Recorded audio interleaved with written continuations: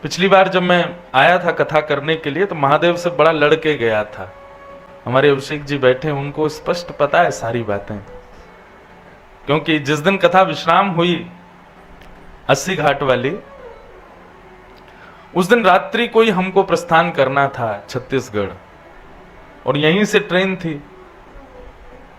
तो हम जल्दी कथा पूरी करके आए। मैंने कहा चलो दर्शन कर लें महादेव के, फिर निकल जाएंगे।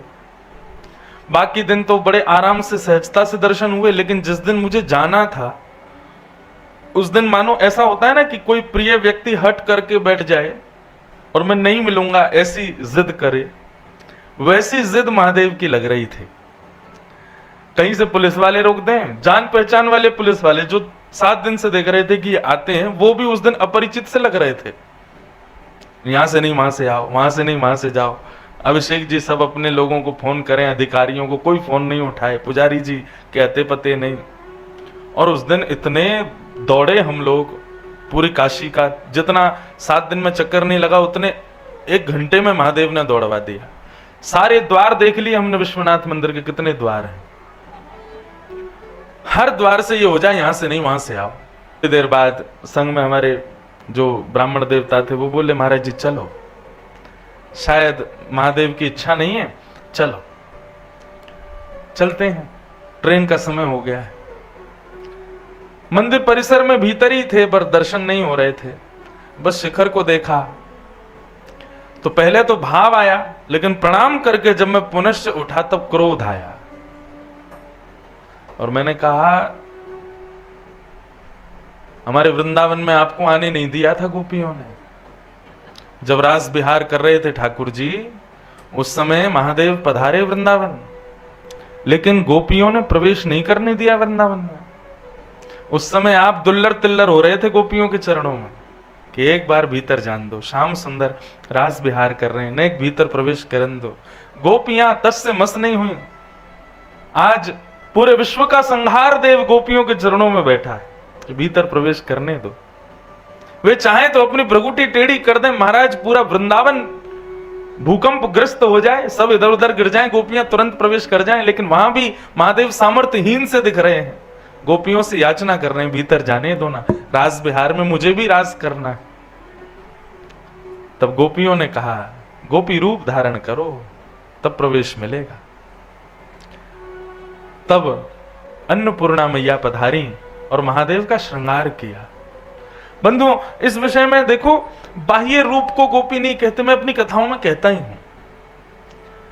श्रृंगार गोपी नहीं होता, भाव गोपी होता है। और महादेव तो गोपी हैं, और गोपी नहीं है गोपेश्वर, गोपियों के भी ईश्वर। गोपी कौन? जो प्रत्येक इंद्रिय से कृष्ण को चाहती है। मतलब केवल आंखों को वो दिख जाए इससे संतोष नहीं है, मुझे हाथ से छूना भी है, मुझे जिह्वा से उनके अधरामृत का पान भी करना है, मुझे कानों से उनके वचन भी सुनने हैं, मुझे चरणों से उनकी प्रदक्षिणा भी, नृत्य भी करना है उनके भाव में। जो हर इंद्रिय से कृष्ण को चाहे, रोम रोम से बस मेरे कृष्ण ही रहे, वो गोपी है। और महादेव वैसे ही हैं। जब हृदय का गोपी भाव श्रृंगार में परिवर्तित हुआ तब गोपियों ने मार्ग प्रदान किया। मैंने कहा तब आपको प्रवेश मिला वृंदावन में। तो मैंने तो क्रोध में ये कहा था, मैंने कहा महादेव हमारे वृंदावन में गोपियों ने घुसने नहीं दिया था। मैंने रुक जाओ, अब की बार आके दिखाना, आप शिकायत करूंगा आपकी जाके वृंदावन।